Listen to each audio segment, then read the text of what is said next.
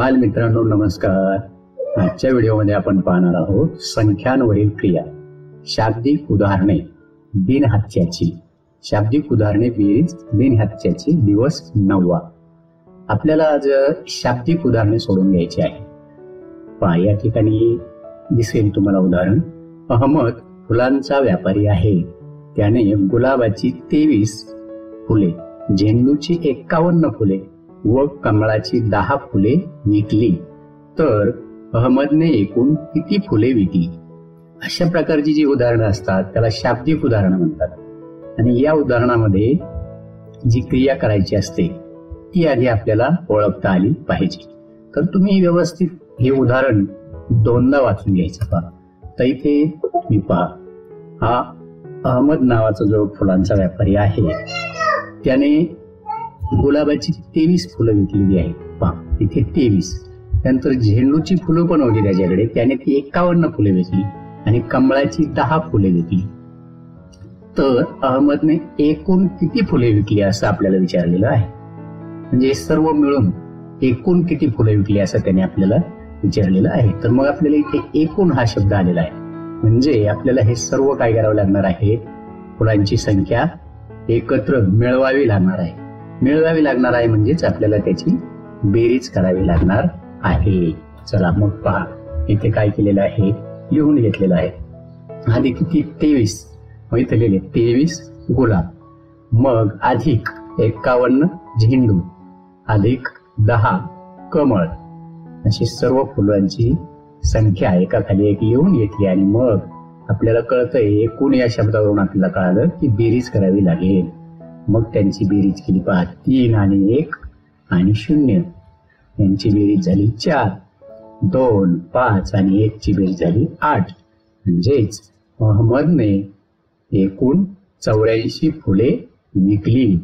तर अशा प्रकारे जी उदाहरणं असतात त्यालाच आपण शाब्दिक उदाहरणे असं म्हणतो. चला आता आपण सराव कोपरा, खालील उदाहरणे सोडवा. एका आठवडा बाजारात 14 व्यक्ती पालेभाज्या विकत होते. 3 व्यक्ती फळे विकत होते. 1 व्यक्ती फळभाजी विकत होती. तर बाजारात एकूण किती विक्रेते होते? पहा, एक आठवडा बाजार आहे, तर पालेभाज्या विकणारे 14 जण होते. त्यानंतर 3 व्यक्ती ज्या होते ते फळे विकत होते आणि 1 व्यक्ती जी होती ती फळभाजी विकत होती.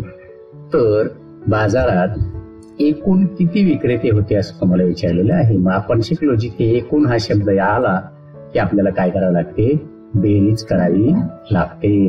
मग पहा, आता इथं एककाचं घर आहे आणि इथं दशकाचं घर आहे. मग आठवडा बाजारात 14 व्यक्ती पालेभाज्या विकत होत्या. मग इथं आपल्याला काय लिहावं लागतील, 14.